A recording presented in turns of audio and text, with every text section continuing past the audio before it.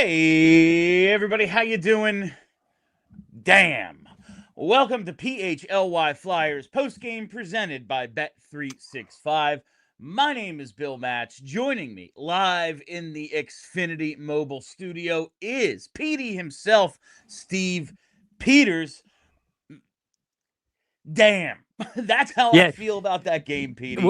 Bill, I tell you what, I've been on. This is my 7th post-game show of the season for PHLY. All previous 6 went to overtime, and I'm telling you, 5 minutes left, get a power play. And I thought, here we go again. We're going to overtime. And honestly, thrilled if you can get a point in this game the way this team, I think, played over the 60 minutes. I think you'd have been thrilled with a point, especially when you look around the league and start scoreboard watching and going, gosh, they really could have made some headway today. So it's a frustrating game. It's a game that I think you'd like to come away with some points, and unfortunately, the Flyers could not. That's, as we know, you can't have it every single night in an 82-game season. And even when making a push like they are, you're just going to have nights where you're not quite as good as others. And I thought at no point were the Flyers bad tonight, but they just didn't have it. At no point was I like, this one guy is dragging them into the fight. He's showing me something extra. Tom Wilson in the first 30 minutes of this game hit everything that moved. He was a missile. He was a guy that stood out, was a highlight. I couldn't name a Flyer who was making me feel the same way on the other end. And still, you had a chance in this one. You see they end up out shooting the Capitals. The hits 34-25. I don't even know how that can be based on the first period where the Capitals were just taking it to the Flyers physically until the Flyers finally woke up. But on a night where the skaters in front of him didn't have it, Dan Vladar didn't do a ton to help the guys for whom he has been the MVP all season. And it's just a disappointing outcome, if for no other reason than of all nights to not have it. Right now, the Blue Jackets with 1:44 left in the third trail the Hurricanes 4-2. We have the Senators losing in regulation to the Panthers. We have the Red Wings losing in regulation to the Penguins. Just an unfortunate night to not have your A game when you could have made up serious ground in the standings. You could have pulled ahead in some cases. Yeah, it's frustrating. But and you talked about nobody drug him into the fight. This is one of those ones where I know we've praised and given him his flowers all season long. Was Dan Vladar, who's earned the MVP and the best player on this Flyers team throughout the season. Without him, they are nowhere near a playoff spot. Let's face it. No. Tonight they needed Dan Vladar to bail them out, and they needed to have 2 or 3 big saves.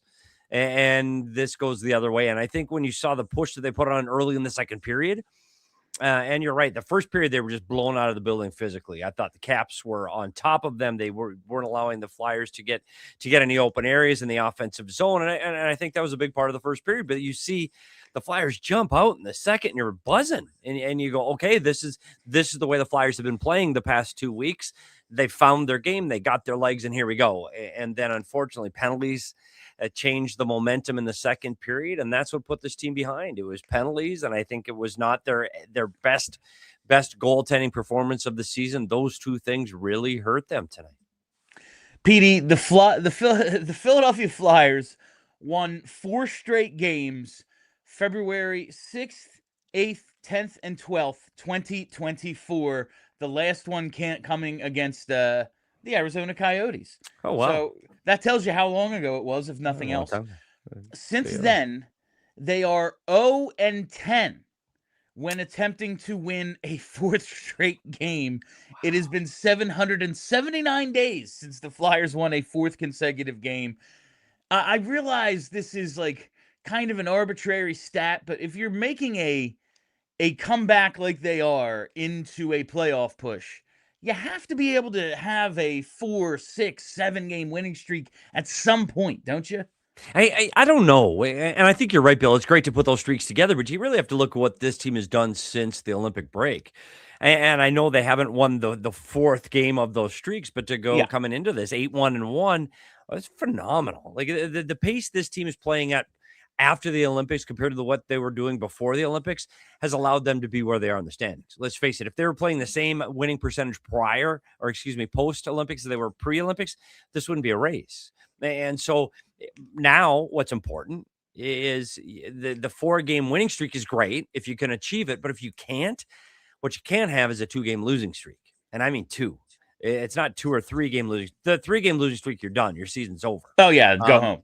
Yeah, you got to get back on the horse. And luckily for them, they've got an opponent that's above them in the standings that they need to beat to get there. This game against the Detroit Red Wings now has amplified even more. Detroit's on their way down. Like, they've struggled to get wins since the Olympic break. They've had injuries since the Olympic break. They just can't get their offense going. All of the struggles opposite of what the Flyers are doing. So this game in 2 nights from now against the Detroit Red Wings now, as we keep saying, becomes the biggest game of the year. And that's going to be that way until they complete these 82 games on their schedule. The next one's always going to be the biggest. And this game against Detroit is a must win. And if you want to be in a playoff position and you want to continue to fight for the playoffs, you have to beat the teams that are in front of you. This is an opportunity to do that. They have to beat Detroit this week. Absolutely. This now becomes a must-win situation. The Red Wings, like you said, they got absolutely crushed by the Penguins tonight. That is a team on the way down.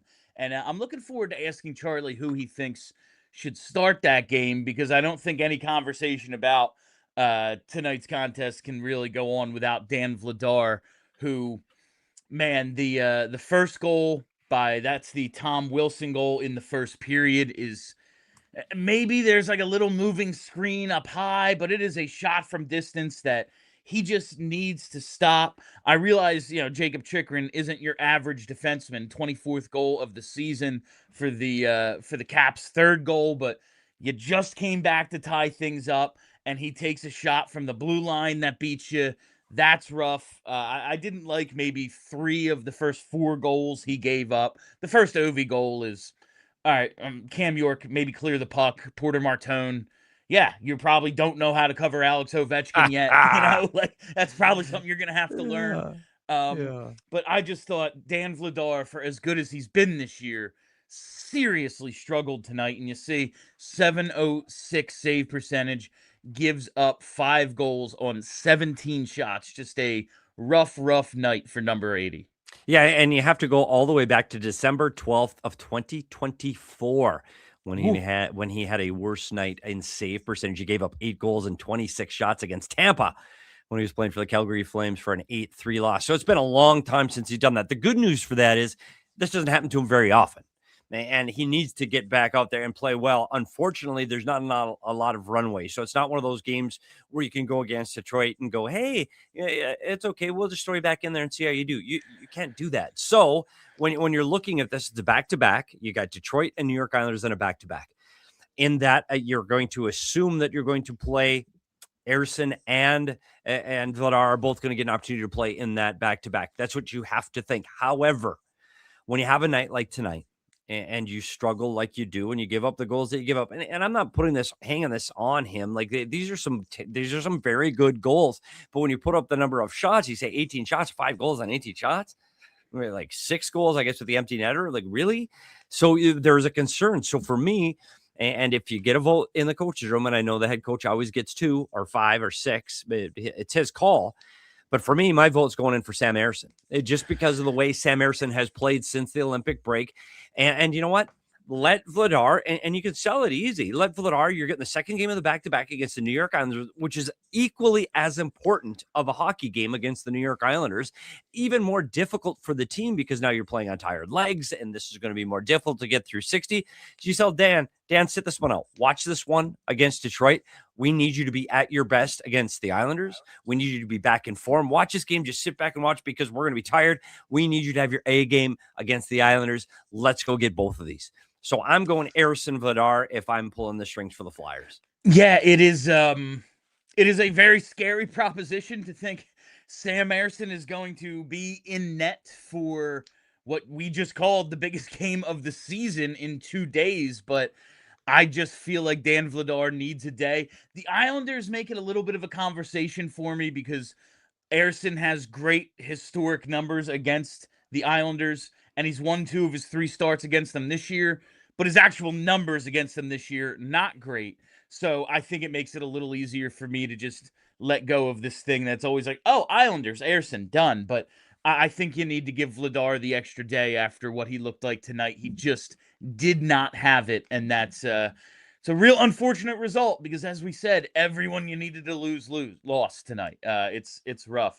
Yeah, and that's how. But Bill, I want to say really quick though, this is where it gets difficult for coaches because hindsight's going to be 2020. If Sam Ersson goes in and gets the start, and he plays like he did prior to the Olympic break, where he lets in that one soft one, we're going to sit here afterwards and go, "Gosh, why was Ersson in the net?" Vladar's been steady all season long. He throws out one stinker. They should have gone back with their best goalie, who has been Vladar. So I don't know. That's why this will be talked about for the next 48 hours. Like, this is going to be a big deal, and you're going to get everybody involved. The goalie coach is going to have his input. And what you just brought up, how well he has played against that opponent for the entire season, that matters. And it gives the confidence in that building. That matters. I just think with Vladar, he seemed to struggle with his glove hand today. He seemed to not be able to get that glove up. He was throwing his elbow up instead of his glove, which is frustrating for a goalie coach to watch that. And again, I'd rather have him get a day of practice where he can work on those details. And the best time to do that is the morning skate on the day you're playing the Detroit Red Wings. So stay out late, get some extra work, and then just go watch this one. So we'll see. I think it's going to be a really important call for Rick Tocchet and this coaching staff to decide who is going to get the start against Detroit and how do you follow up against the Islanders. Either way, it's going to be a critical decision. It's something we're absolutely going to spend time talking about on pre and post game that day, whether it works or not. So we'll see what direction they go. But I think they might have to go Ersson after what we saw tonight, even if it's just for one extra day to get his head right. All right, on the other side, we're going to talk Porter Martone. We're going to talk tonight's game changer. I'm going to ask Petey about that goalie interference challenge tonight. Our video specialist is here. Stay tuned for that. All coming up after this 2-minute break. What if you could have reliable and intelligent Wi-Fi? And what if you could keep your Wi-Fi at the same price for 5 years? Well, that's the Xfinity 5-year price guarantee. Imagine Wi-Fi that makes everything in your home work together. Wi-Fi that finds and fixes problems before you even notice them, like super intelligent Wi-Fi with a sixth sense. And Wi-Fi that lets you stream the game even when the whole family's already online. All your devices working in perfect harmony for 5 whole years. And the best part, there's no annual contracts, no hidden fees, and Xfinity's best equipment is, of course, included. Take it from me, a lot can change in 5 years. Championships are won, records are broken, dreams grow bigger, but your Wi-Fi, it should stay reliable, and the price should stay put. Lock your price in and unlock the possibilities with Xfinity. Learn more at Xfinity.com. Xfinity, imagine that. Select plans only, restrictions apply, and as always, let's go Flyers. You know that moment, the one where you realize you left your favorite sunglasses at the beach or on the roof of your car or at that gas station 3 states away? Well, I have been there. I have lost so many pairs of sunglasses in the ocean. It's almost a joke at this point, but I've started wearing them to the beach again because I've found Shady Rays and it has changed the game. These sunglasses are made for real life. They're seriously good looking, they're polarized, they're durable, and they're not crazy expensive. And here's the wildest part. If you lose or break them, even on day one, Shady Rays will send you a brand new pair. No guilt trip, just replacements. So now I actually wear my favorite sunglasses and wear them without fear. On hikes, at concerts, on the boat, wherever. Shady Rays is eyewear that has your back. Go to shadyrays.com and use code PHLYSR for 40% off 2 or more pairs of polarized sunglasses. Again, that's shadyrays.com with code PHLYSR for 40% off 2 or more pairs of sunglasses. All right, welcome back to PHLY Flyers postgame presented by Bet365. So we have about 400 people checking us out live. Hit that like button as we move on with the main topic of today's pregame show and a player we're going to spend a ton of time talking about, hopefully for the next 10 plus years, Porter Martone, Petey. Pretty interesting debut for him tonight. Doesn't find himself on the score sheet in terms of goals or assists. Does end up racking up a bunch of shots on goal after what I thought was a pretty slow start. But I want to just go back to the beginning. So he lines up next to all-time greatest goal scorer, Alex Ovechkin, on the opening draw. Ovechkin got to 928 goals tonight. He had scored 57 before Porter Martone was ever born, which is absolutely insane to think about, Petey. Martone has the puck over the glass penalty on his second shift. That first shift, I don't know if I've ever looked at a guy and been like, he has no idea what to do, more so than watching the puck go into the offensive zone corner, and he doesn't know if he should overcommit, go for a hit, should I play it safe? He was just kind of looking around like, is anyone going to tell me what to do? And I really felt for the kid at that point, but then he takes the puck over the glass, and it looked like it was going to be very much oh yeah, like you said in pregame, just get through your first one. Yeah, but it's interesting. This is a kid that we said, hey, just no big mistakes. And I'll say this: there's only one mistake from the coach's room that you're going to go, gosh, you got to have better coverage there, and it's on the first Ovechkin goal, and he's got to take Ovechkin back to the net and try to be understick of Alex Ovechkin, the greatest goal scorer in the history of the NHL, and it's your first game in the NHL, kid. So go take that guy to the net. And so if that's his biggest mistake, oh, this is a good game, because what I really liked in the first period, and I know the offensive stuff didn't start to come till later. The instincts, his ability to get pucks at net, all of those things came later. But in the first period, there was a 3-on-2, and he was the back checker, and he took the wide lane. And so often, I know that's a small detail, but so often a young player like that's going to chase the puck, leaving the wide lane wide open. But he doesn't. He back checks all the way. He takes his player. The play got broken up. Nobody even saw it. Puck doesn't even go to where Martone is, but he's in the front of the net, taking his player all the way to the post. That was a fantastic defensive play. And later in the third period, when it does matter, he does the exact same thing, reads the outside lane, pass comes across. He's able to get a stick on that pass and deflect the 3-on-2 and allow them to regain possession of the puck. So I think his ability to back check with intelligence really showed tonight. And the part we weren't worried about, the offensive part, it was there. Like early, I think that one gets into the crease and he kind of fumbled it a little bit on the power play. He couldn't quite get his stick on it and choke up. He had a tough time in the blue paint, but as the game wore on, his ability to be in the right place to get offensive opportunities at the right time and get good shots off. Hey, you talked about 5 shots on goal. Yeah, it didn't just lead the Flyers, led all shooters on both teams tonight by a kid playing in his first National Hockey League game. 5 shot attempts, 5 shots on goal. None blocked, none missed, all on net. One hit, I'll give him that. I thought he was a little more physical than that, even though he might have just bumped and rubbed some guys. I was really impressed with this kid being his first game, especially playing in a situation where it matters. It's a playoff chase. This game matters. These points mattered. And the confidence that the coaching staff had to throw him out when they threw him out, and that under 5 minutes to go on a power play, there's Martone. He's out there trying to tie this game up. Yeah, 100%. That was like the jump he made to me from the first to third period. And like you said, there were some more subtle plays, that back check. There were a few near rushes or rush chances that were created with pretty decent passes he made through the neutral zone to Dvorak and Konecny at points. But he gets the Dvorak goal started with that rush. He uncorks a one-timer at one point, did not look hesitant to shoot there. He was in front of the net. He was getting into the paint, doing the things he was supposed to do. I was very impressed with how dangerous he looked in the third period after in the first. I'm sitting there thinking like, okay, yeah, he just has to get through this one. He has to figure this out. This is a tough situation to be in. He lines up next to Ovi. He's out here in a playoff race. This is not a normal day. And by the third period, it was all right. He looks pretty comfortable. Yeah, and he's a guy that you felt by the end of that third period that you felt when the puck got on his stick, he might actually score. And I think that when you're tracing a game, you need to throw everybody over the boards that has the ability to score. And that's something this Flyers team hasn't had over the last couple of years. A guy that you could say, hey, when he's on the ice, he's got a chance to score. Tippett's been that guy since the Olympic break. Absolutely. Certainly when he's on the ice, you feel like he could score.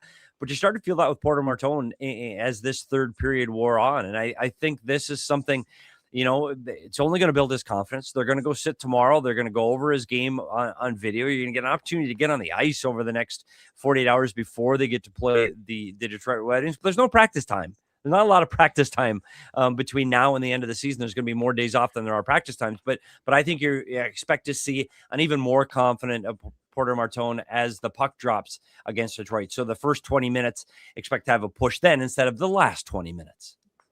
All right, I want to get to our second break early because on the other side, we're going to be joined by Charlie O'Connor on the Xfinity mobile call-in line. So let's get to this early, and then we will be joined by Chuck. March can only mean one thing, that it's go time for the playoff push. And at Elkins Chevrolet, it's go time for real deals. It's three brothers making one promise: treat you like family and give you a deal that makes sense. Trucks, oh, they've got them. SUVs, they've got those too. And payments that keep you in the game, absolutely. It's Chevy Truck Month, and tax refunds are starting to hit. That means it's a great time for Flyers fans to check out a new Chevy truck at Elkins. Get up to $7,360 in bonus cash on a new Silverado 1500. Contact Elkins Chevrolet today to see if you qualify for additional offers. If you're thinking about making a move, make it to Elkins Chevrolet on Route 73 in Marlton. Elkins Chevrolet, real brothers, real deals, and a whole lot of honkin' good service. Together, let's drive, and together, let's go Flyers. Baseball is back. There's nothing better than being in the ballpark, seeing a Schwarbaum live, or catching a young prospect's debut. And the best way to get in? It's with Game Time. There's no queues, no forms, no jumping prices. I went to Phillies opening day, and Game Time made it a breeze. The Game Time app gives the advantage back to fans. It's the hack for unlocking amazing tickets and experiences in just a few taps. It's easy to use, and the Game Time guarantee means you can trust you'll get 100% authentic tickets on time and at the best price. I just saw tickets for as low as $10. You can get a panoramic view from your seat in the app before you buy. It's personally my favorite feature when I use Game Time. Your purchase is also covered with the most flexible customer service policy in the ticketing industry. Plus, fees are included, so you know what you're paying. Take the guesswork out of buying tickets with Game Time. Download the Game Time app, create an account, and use code PHLY for $20 off your first purchase. Terms apply. Again, create an account, redeem code PHLY for $20 off.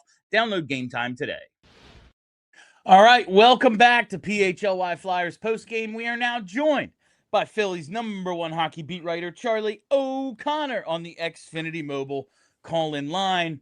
Chuck, a bummer of a loss for the Flyers, with the Blue Jackets, Red Wings, and Senators all losing in regulation tonight. A missed opportunity in D.C. What did you think of this one? Yeah, you're right. It's a missed opportunity, but I guess the flip side of it is it could have been a lot worse. Had all of those teams won, then it's not a missed opportunity. Then it's, oh God, they've fallen behind everybody. So if you're going to have a game like this, I guess it's good that it happened on a night where pretty much everyone you're chasing lost as well. To me, and this was what the players and Rick Tocchet said to a man after the game, this game was lost in two spots. It was lost in the first 10 to 12 minutes of the game when they very clearly had trouble handling the Washington Capitals coming out like the big physical team that they are. Eventually, they got the hang of it, and eventually they matched that physicality and that intensity and that energy. But it took them like the first half of the first period to kind of click into place and realize what they had to do. That was the first misstep. The second misstep was, and credit Travis Konecny, he owned it after the game.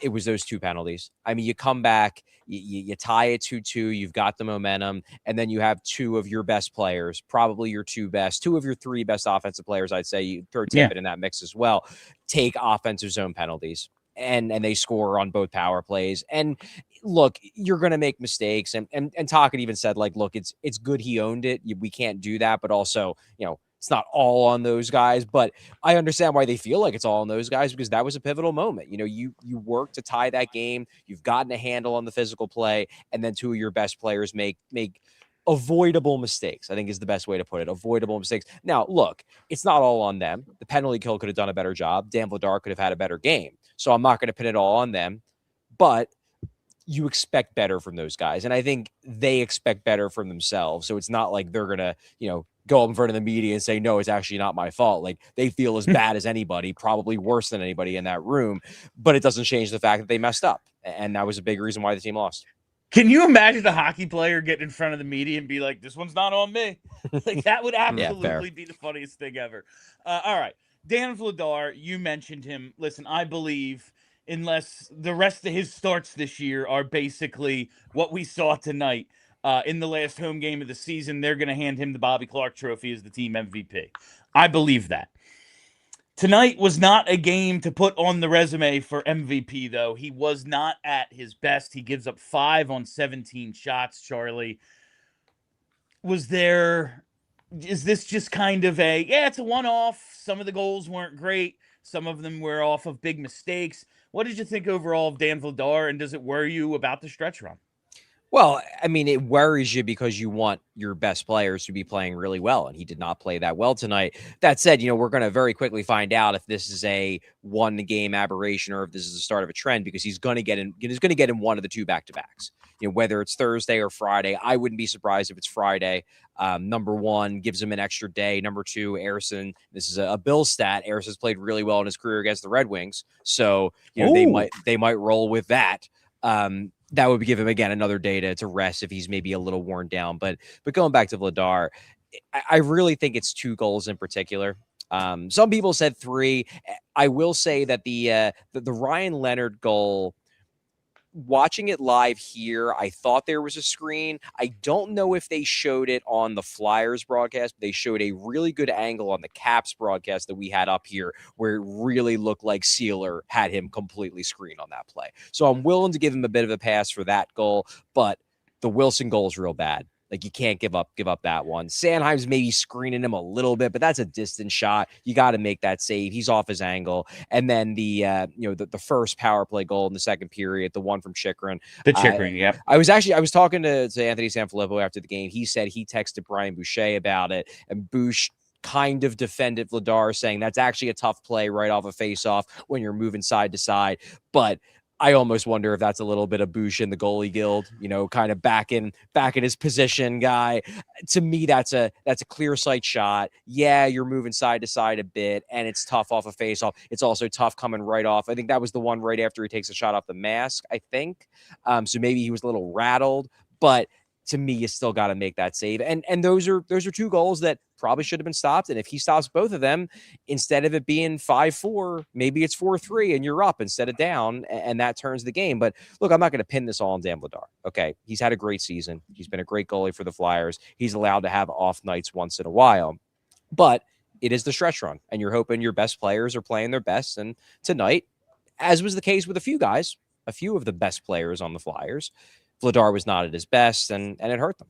I'm going to ask you something about the goaltending here really quick, Charlie, because this for Vladar, this is the only time all season in 3 consecutive starts that he's given up 3 or more goals, which is a huge concern when we talked about the stretch run. So put the GM hat and the head coaching hat on you for a minute. With the back-to-backs coming up, do you throw him right back out? If you are the coach and making this decision, is Vladar, hey, this is just shake it off, go back, get out there? Or, hey, Ersson, you've been outstanding 2 or less in 4 of your last 6. Ersson, you get the ball, and we'll see what happens on the next night. Yeah, I mean, the one thing that obviously the Flyers have that I don't is all the information about, his physical status. They have a better understanding of if this is just a little bit of a lack of sharpness or if they think he might actually be tired. My assumption is that he has to be at least a little bit tired. This is obviously the biggest NHL workload he's ever had. The schedule has been bonkers. I'm sure everyone is tired. I would probably go Ersson on Thursday. Just because it gives Vladar the extra day. Oof. And it's not like there's one game that's really more important than the other. You're chasing both these teams. It's the Red Wings and it's the Islanders. So it's not like the first game is a game against an Eastern Conference bubble team, and then Friday is against Winnipeg, where it matters, but it really doesn't matter that much aside from just you need 2 points because you need as many points as you can get. Both these games are similarly important, so I don't think it matters that much who goes in which one. So I think I'd probably go Ersson Vladar rather than Vladar Ersson. But again, I'm not sure how much this actually matters in the grand scheme of things, aside from just giving people like us something to talk about. No, absolutely. We both said Ersson as well, Charlie, and it is, regardless, they play the next day.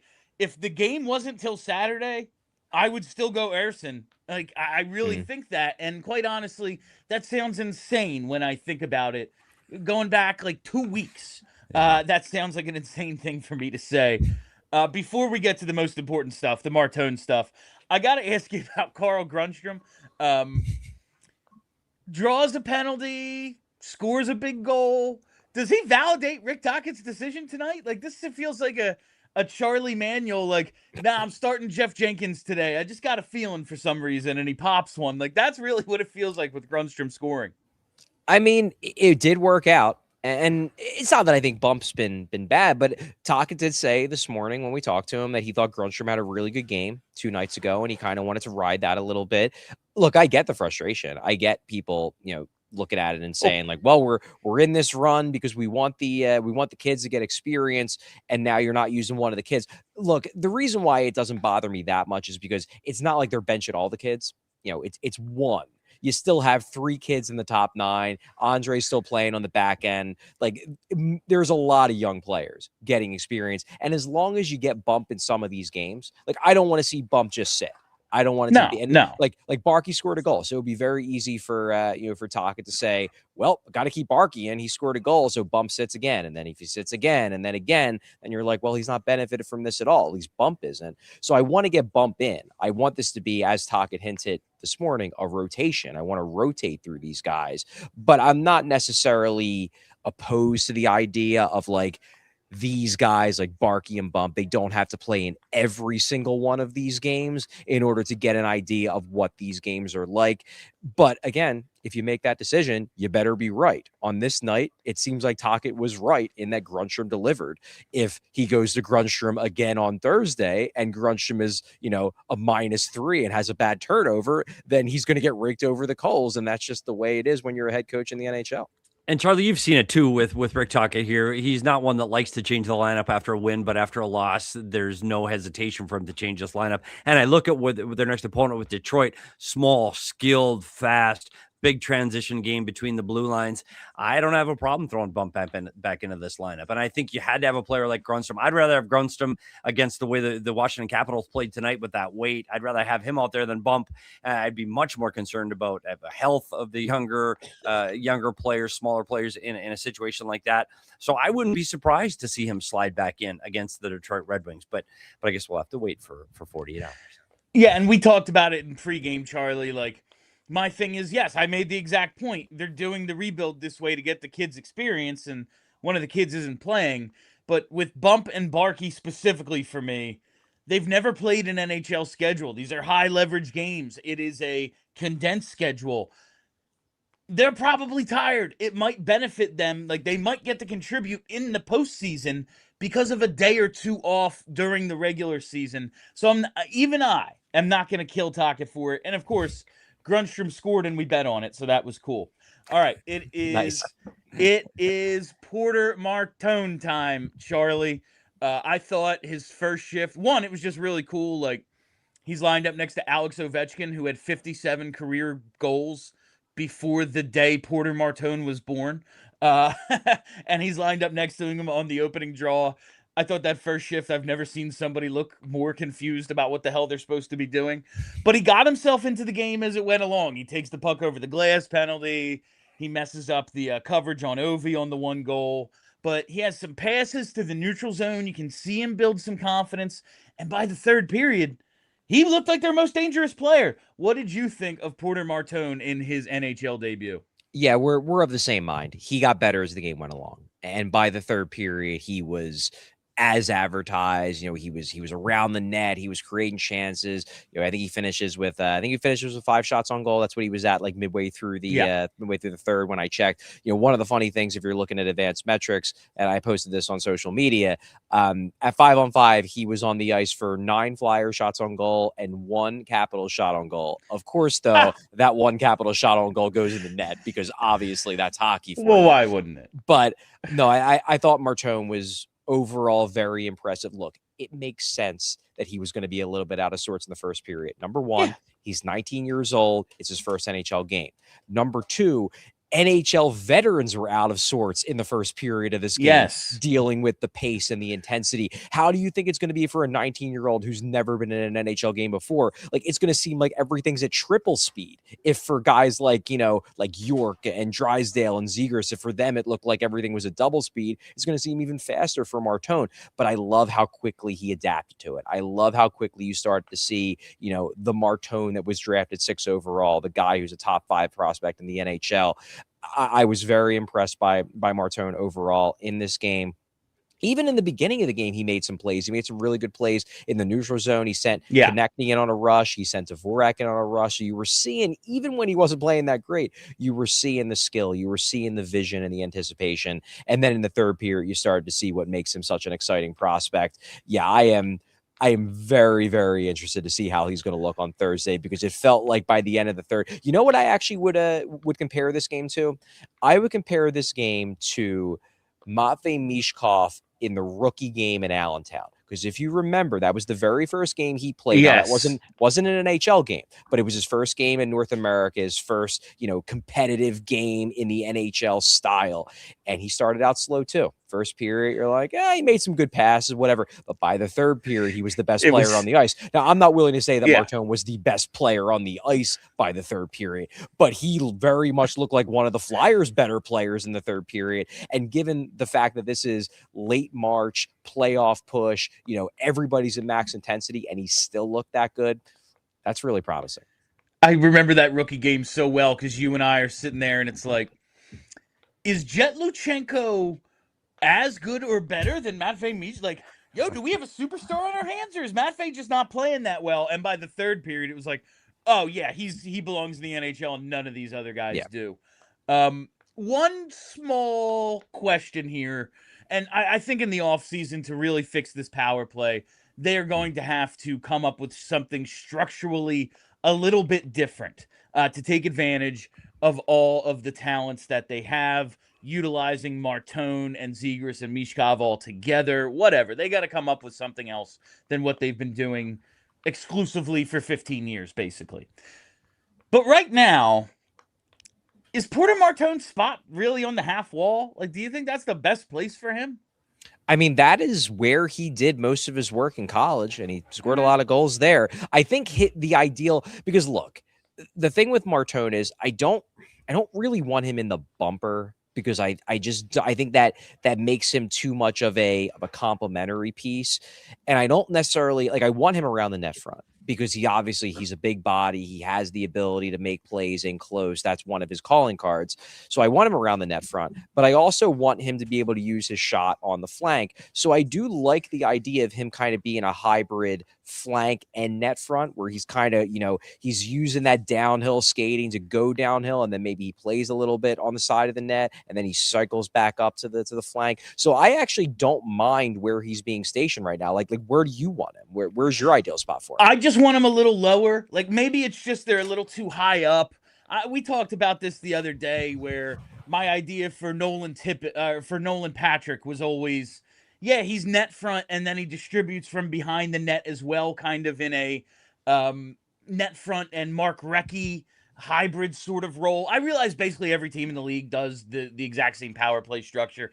I just think they could change it up a little to utilize his playmaking and net front abilities. Right now, it's just like, hey, Zegras is left-handed, he's right-handed. We get to put them on opposite walls and have a one-time option for the first time all year. I understand it. I just think, there's something else here to utilize all of his talents. Bill, one of the things too, though, we're talking about kid in his first game in the National Hockey League. I'm not sure the net front, the traffic, the chaos, the movement, you put him out on the flank, at least you got a little breathing room. You're not getting pushed quite as hard by the penalty killers. You've got a little more room to work with, and I think you can breathe a little easier for your first game.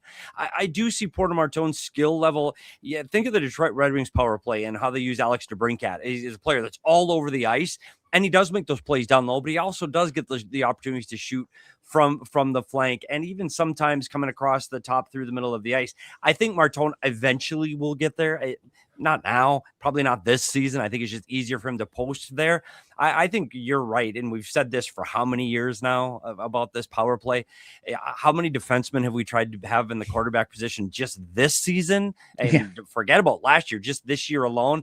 there's going to have to be some stability before this power play really takes off. And I just don't know if the throwing of the ping pong balls has worked to this point, but they're going to have to, over the summer, over the training camp, find the guys. These are our 5 guys.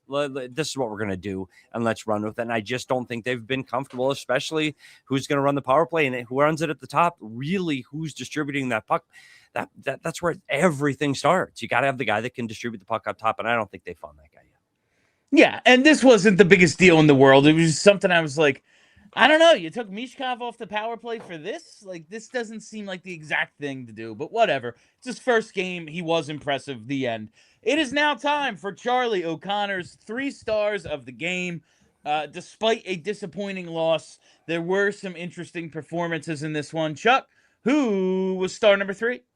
Yeah, star number 3. There were a lot of guys who I could have went with star number 3. A lot of guys I considered. I'm actually going to go with Denver Barkey, and I'm going to tell you why. Number 1, he does score the big goal, but I love the fact that, this is a guy who I believe he's now listed at 5'10". I do not believe he actually is 5'10". I think he's generously listed at 5'10", but this was a big physical game.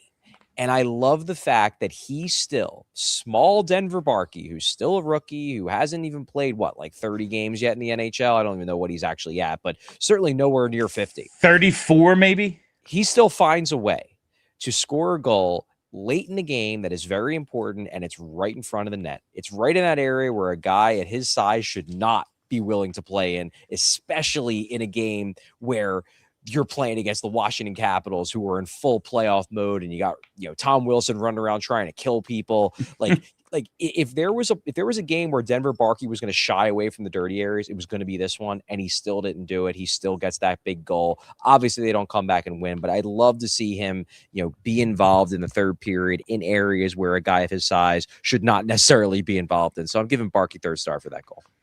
All right, Charlie, who is star number 2?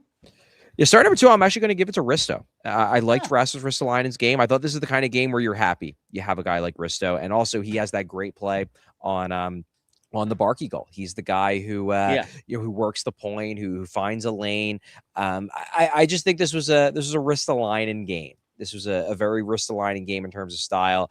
I liked his overall game. Like I thought about giving Zegras a thing here, but I just can't get past that penalty. Like the pass he makes on the Grundstrom. It's beautiful. Goal, yeah, fantastic, incredible pass. I just can't get past that penalty. So I'm going to go with Risto here. And it's 2 games in a row now with a very ill-timed tripping penalty for Trevor Zegras. All right, who is tonight's first star? Yeah, I'm giving this one to Christian Dvorak. All right. He scores a goal. He has an assist. I believe he. Trying to think, did he get the assist on the Sanheim goal? Because if he doesn't get the assist, he creates that goal. He gets the secondary on the Sanheim goal. But he creates that goal by being the guy who goes to the net. And obviously, everybody originally thinks that it's his stick that gets the goaltender interference. They go back on replay, and it's like, no, actually, it was the Capitals guy. But the Capitals guy, like to me, it's funny. Like, I'm usually very like, what is this goaltender? Like, to me, that was a goaltender interference goal in spirit, because that goaltender doesn't get interfered with if Dvorak doesn't go to the blue paint. So in my mind, like in spirit, even if it wasn't his stick that interfered with him, the player isn't supposed to be in the blue paint, and the goaltender wouldn't have been interfered with if Dvorak isn't where he's not allowed to be in that position. Now, hey, I'll take the goal. Like, whatever. But to me, that was like I guess by the letter of the law, that's not goalie interference, but I was so happy. Should be. I kind of think it should be, in my opinion. I just think you have to actually make contact with somebody to call interference. I'm just saying. If you're not allowed in the blue paint, but they take away as long as you don't touch them. They take away so many goals for goalie interference that whatever. But point being, Dvorak sets up that goal by going to the net, by putting himself into a position to make the goaltender's life difficult. He scores a goal. But the other reason I'm giving him for a star is that he was Porter Martone center in this game. And it's not easy to be the center of a 19-year-old kid who is trying to get his feet wet at the NHL level while the rest of the team is in the midst of a playoff battle. And he found a way to be the perfect support center for Martone and get him opportunities and help him to the point where by the third period, Martone looks like an NHL pro, very much so. Now, obviously, a lot of that is Martone. he's a really, really talented player. But I think Dvorak did a great job of helping him as his center in this game, and he scores a goal and an assist. So I'm giving Martone for a star, or I'm giving Dvorak for a star. All right, I love it, Charlie. I think that is well-deserved 3 stars. That is Charlie O'Connor live in D.C. on the Xfinity mobile call-in line. On the other side, we have so much to get to. We still have to do Game Changer, Unsung Hero, Pick Tracker, all your Super Chats. So many things coming up. Stay tuned through this final break.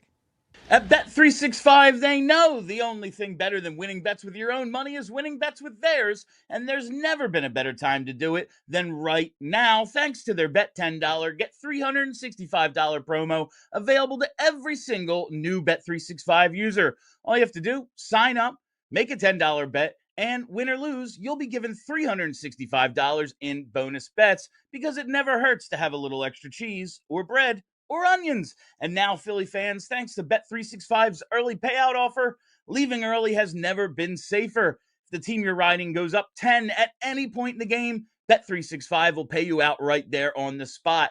Bet365, where winning is everything. Download the app today. Gambling problem? Call 1-800-GAMBLER. Please gamble responsibly. Must be present in PA. $10 minimum deposit required. Bonus bet wager excluded from returns. New customer only. 21 plus, time limits, minimum odds, and T's and C's apply.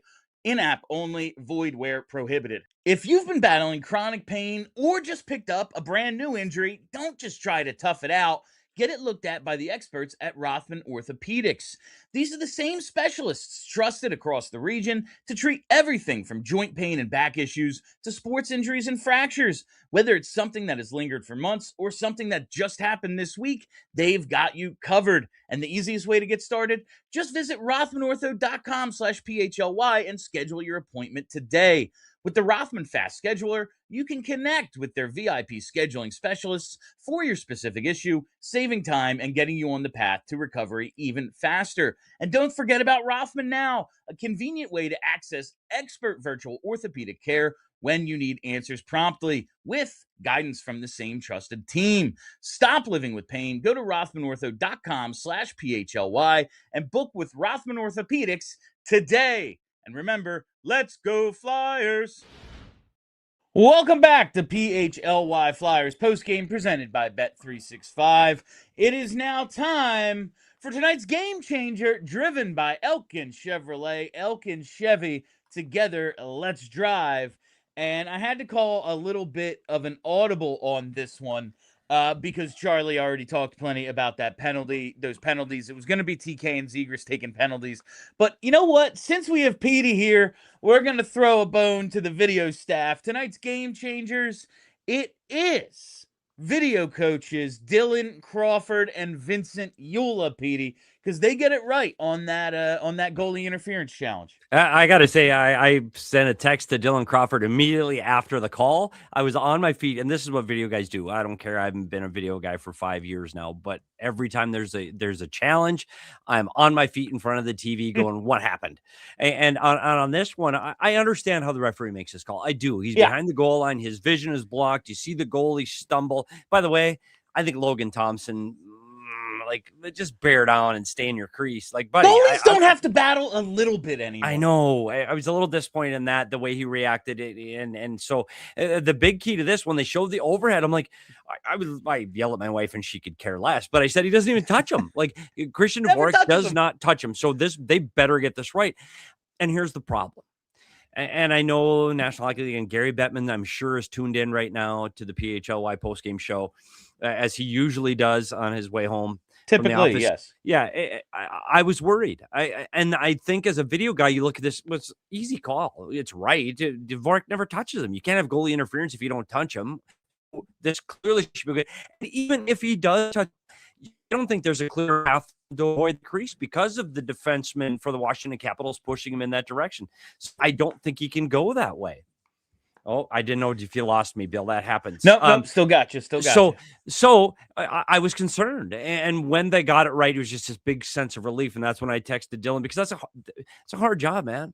Like, you don't know. And especially with goalie interference in 2026, man, you do not know what's going to come back from the league. You might see a play that happened exactly like the play that happened to you tonight. Might have happened a week ago and they counted it a goal.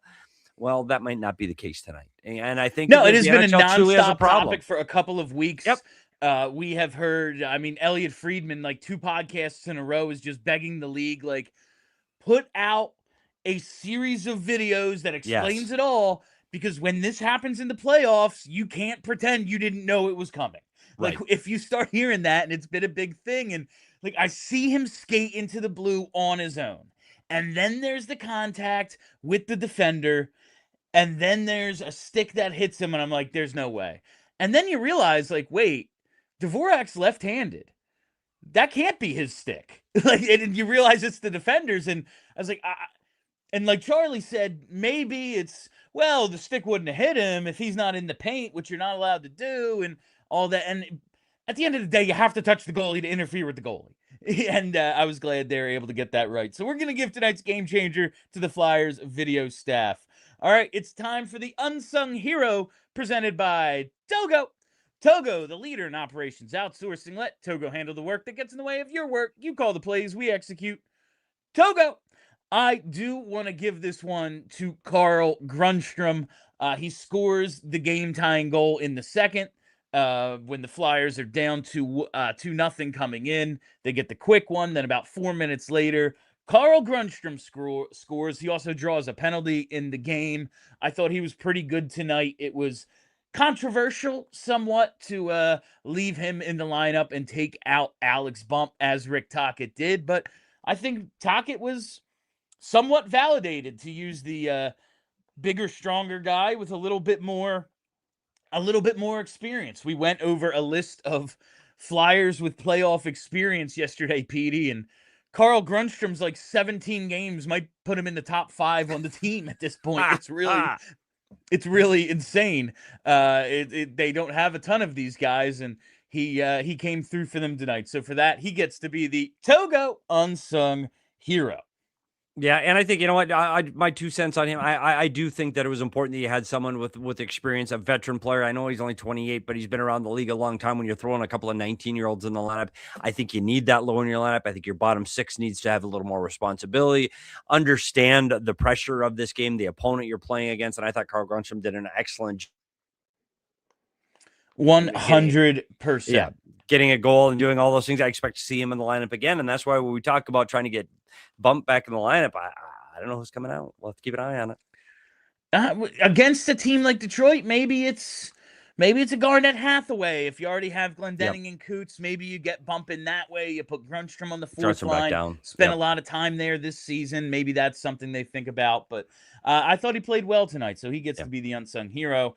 And now our final of the 3 sponsored segments. It is the Bet365 pregame picks tracker. Let's see how our picks did on the Bet365 pick tracker. And we had the Porter Martone anytime goal. He leads all shooters in shots, but does not convert any of them. He looked dangerous, especially in the third period after, a figure-it-out first half of the game or so. But he didn't score. However, Grundstrom did. Grundstrom got us that plus 575 anytime goal over at Bet365. A big payout for a role player cashing in. So that's 1 win on the day out of our 2 picks. And Petey, now it's time for Super Chats. Let's go. I know how much Flyer fans love me, Bill, so I can hardly wait. And you know what? We made it through an entire show, and we didn't talk about Matvei Michkov's ice time. It has increased. I did leave it for Charlie to when I asked him about the power play and how Martone's role in there affects everything, but he didn't take the bait, so we didn't have to do it tonight. All right. Gary B leads us off and says, I love and respect Ovi, but F the Capitals. I mean, hey, yeah, man, they've been rivals of ours since the freaking 80s. So I have absolutely no love for the Capitals. It is so cool seeing Alex Ovechkin score, 2 goals at age almost 41 at this point. Like, that dude is it's unbelievable getting to still watch him play and score. And you know what? I always said when he doesn't have the puck, he's like a dog on a bone. Like, nobody wants to score more than Alex Ovechkin. And if you don't believe me, watch him in the defensive zone and then watch him in the offensive zone. They are two different players wearing number 8. And when he's around that blue paint and the puck's anywhere near it, look out. He's finding a way to get it on the net, and more than likely, he's going to find a way to find the back of the net. And like, listen, he may have lost a step or two, but I mean, he beats Martone and outmuscles York to a loose puck on a play that York was standing right there, had his stick on it, and he was just like, nope. Had a couple of big hits in this game. It is pretty cool still watching Alex Ovechkin. I just wish I didn't have to watch him score 59 career goals against us or whatever it's been. All right, next one here is JH. JH weighs in. Hi, Petey. How long before Martone demands a trade? I like that everyone just assumes that all of our best players went out. Want to get out, yeah. Yeah, when everyone signs extensions here. It's really crazy. No one wants to play for the Flyers except for all the guys who sign extensions, and then they have trade protection, and everyone goes, well, they'll never waive that. I always think, well, I thought no one wanted to play here, though. No, I think you know what, though? I think Porter Martone's coming here at the right time with the right group of kids. And when you look around the locker room, honestly, all anybody wants to do is you want ice time and you want to win.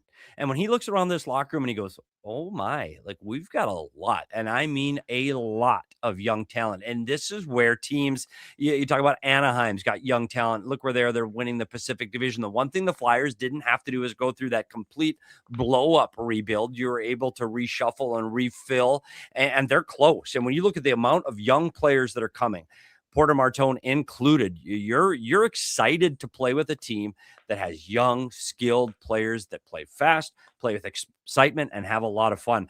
When they're all in this lineup together, and it might be another 2 years before you see all of these guys in there together in a regular role, this team, wow, they are going to be a fun, fast, and hopefully they don't lose that physicality that Philadelphia is so known for. Certainly not. All right, let's see the next one here. Thank you, JH. JH, oh no, we suck again. There was a little bit of that for me tonight, just like, ugh. But the fact that they didn't roll over in the third, like they come back and tie it in the second and then give it back, and I'm just like, all right, one of those nights. You know, you can't win them all, I suppose. And the fact that they kept fighting in the third, that it wasn't just 7-2 at the end, that did give me a little something of, all right, they were in this the entire way. It didn't go their way tonight. They didn't play particularly well. Their goalie was bad. And this could have gone to overtime, no problem. Mm-hmm. I can't believe it didn't, quite honestly, Petey. When they're within one late. When they had the power play and they pulled the goalie and it's a 6-on-4, I thought, okay, this is it. They're going to get everybody at the net. And they did. They had the puck and they had opportunities. They just unfortunately couldn't get a goodbye Thompson. All right, let's see the next one here. It's from J.E. J.E. Frucione says, tonight showed that the Flyers need more physicality in the team. You can't have this many guys getting blasted all night long. More size and power are needed alongside guys like Zegras and Michkov. And I think that is, when you talk about the young talent, they have to develop physically as well. Like, Alex Bump is not as big as he's going to be when he's 26 years old. Porter Martone's already over 200 pounds. He's like 6'2", 6'3", but he doesn't have a man body yet. He's not 20 years old. Like, there does need to be some physical development here. Even guys like Michkov and Barkey, I don't think they're ever going to be Tom Wilson, but they'll just be bigger and stronger because that's what happens in your mid-20s when you're a professional athlete. I think they have addressed quite a bit of that with a lot of their recent draft picks, whether it's Jack Nesbitt, Carter Amico, Shane Van Sage. They're trying to make the whole team bigger through the draft, but that takes a while. And then once they get here, it takes even more time to be a bully in the NHL. Yeah, and when you look around the league, there are very few Tom Wilsons. And I think that's why everyone a rarity. Wants one. Exactly. When you're playing the Detroit Red Wings in your next team, you don't have that. You don't have that physical presence. You're playing against Kane DeBrincat, Lucas Raymond. Like it's a smaller skilled group that isn't going to be as physical. So absolutely, it can give you an edge in certain games. And you're going to see it in the playoffs, all the hitting picking up and the physicality picking up. But when we're talking about physicality, you're talking about the ability to create turnovers by being a physical player, not necessarily running a guy through the glass that could put you in the penalty box. And I do think you're right. I think Philly still needs to get one or two more of those guys that can help separate guys from the puck. I think there are so many of these guys, like you're talking about Denver Barkey, but I think Martone's going to help be that guy. I think Dvorak can turn over pucks below the goal line. I think Petey, we got to hit overtime. Okay. I'm sorry. I did not realize we were this late. We got to go to overtime as we cross the 1 hour mark. Go to allphly.com to finish watching tonight's show. I got sidetracked there and stopped looking at the clock, but go ahead. I'm sorry. No, you're right. I think that's where physicality gets confused now. And I think you can watch around the league and the number of guys that we call the old tough guy fighters, they are literally out of the league. Yeah. Like there is 5 of them. And I can tell you which teams have them because they will fight at center ice in the first 5 minutes of the game. And then we can go back to playing hockey. Sorry. That's how I feel about stage fighting at center ice. Not a fan. You want to fight because somebody ran your goalie? All day long. You want to fight because somebody gets a stick up high? All day long. Bad hit in the back? All day long. Fight, drop it. I think you need to self-police with fighting. 2 guys that have no other use for their team but to fight, dropping them at center ice, doesn't do anything for me. Sorry. While we're here, what did you think of the Gudis Domi fight last night? Yeah, I see. That's different. That's a fight that needs to happen. And that's again where we talk about self-policing in the National Hockey League. I know that's a stage fight, but that's not. Hey, we're going to tap each other on the shin pads after. Good fight, buddy. I'll have a Coke with you after. Like that's not that fight. Like that fight is you hurt their best player. You have to take a tone for it. It's the code. It's a man code. It's a tough game. It's a tough league. And I got to give it to Max Domi. Man, dude, kid threw him. Like he threw him hard. He went in there. He was swinging from the heels. Unbelievable. And he's a tough little guy. I tell you what, you wouldn't think about it from his size, but I wouldn't mess with him. But that's again, that fight's necessary. And I think that's self-policing. Gudis knew it. He shouldn't have played. His foot's in a boot with an ankle sprain, but he understands the way hockey is. And he was a man and he paid the piper and now we can move on. But yeah, I do think there are times that fighting's important. I don't know if the Flyers have that guy. But you're right. A little bit of grit when this team is ready to make a playoff push. And it could be this year. They may make the playoffs. They might. Could happen. But when they're ready to be a perennial playoff team. Yes, I think they need to have more pushback than they have right now. All right. Thank you, J.E. Next one here is from Fuzzy Dunlop. This super chat is $55 because we really want to see playoff Risto. So changing the vibes, and I'll post a 55 for every win between now and the playoffs. Let's effing go. Fuzzy. Wow, Fuzzy. That is go. incredible. One, love the Wire reference in your name. Love that. I think Petey may have just made a Slapshot reference in his last statement with the buy you a soda after the game. Yep. And there's a Dunlop in here as well. So just all around great. And thank you for that $55. We're all dying to see playoff Risto. He's over 700 career games. He's never been in. We got to see it. All right, next one here is Celertia. If they can't win 4 in a row, then the clock is reset and they need to win the next 3. That is one thing I'll say about this 4 in a row thing is they have a whole lot of 4 out of 5s. Like, all right, yeah, but they won 5 out of 7. So what am I mad? You know, they have.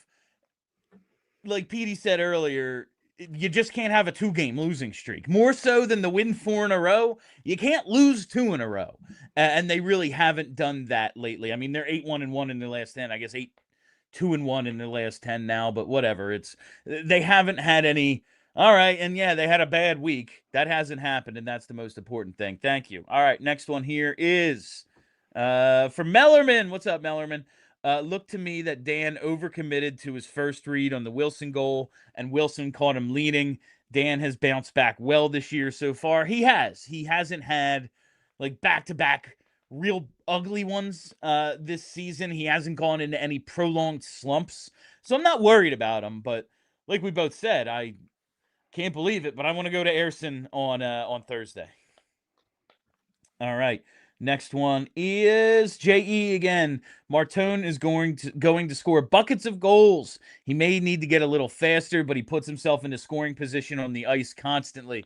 Yeah, that was one thing that stood out to me on the forecheck was, oh, man, he could create a turnover or something here, and it was, that puck's long gone by the time he got into the corner. Little things like that, but he needs to – that's all part of – you know what? You know how you get faster? you make your legs stronger. And that's just one of those things he's got to do now that he's in the big time. Next one is Adam S. Catboy Cam York looked like crap tonight. Mish set him up in the high slot, and he dumped the puck into the corner for an easy Caps breakout. Cam York did not have a great game. I think we can leave it at that. This was not one of Cam York's better games. I saw a lot of anti-Cam York discourse on Twitter tonight, and all I can say is I am not going to disagree. All right, this next one here, was that it? Oh, no, we got another one. David Shub, I second Adam. York is a bad Drysdale these days. There is, when they're working together and they're going, it's really cool to see because they're underrated defensively. They can both skate. They can both move the puck. But when they're getting pushed around, and the Caps push everyone around, so it's not surprising they got pushed around tonight, it's very, very obvious that, oh, Cam York's the big one on this pair, huh? Oh, okay. That's maybe not ideal. All right. JH, not winning 4 in a row is bad news for a cup run. I mean, you don't have to sweep everybody. You win 4 out of 5, you still move on to the next round. So you don't necessarily have to get 4 in a row, but it'd be nice. All right. Obi-Wan, fire York, #Torts new. There is so much pro-Torts propaganda going around these days because people don't like Tocchet. People are turning on Cam York. It is very funny to it's very funny to see this. Petey, would you take a job with 7 games left in a season? No. I don't know what Rick Bowness. You're pretty close to John, Vegas. That's all I'm saying. I don't know what those two are doing. Bonus and Tortorella are just you're retired. You're like I tell you what. When I'm retired, don't call me. I'm done. Like that's it. I'm done. I feel that way now. I'm 37. I want to be retired. I want to turn off the lights and go to bed. I'm with you. Next one here is Kate Alt. Do we steal the Marty chant from the Devils for Martone, or we got to come up with something else. Like Porter's cool. We got to come up with something better than just a Marty chant. And we got time. We got like a decade to figure this one out.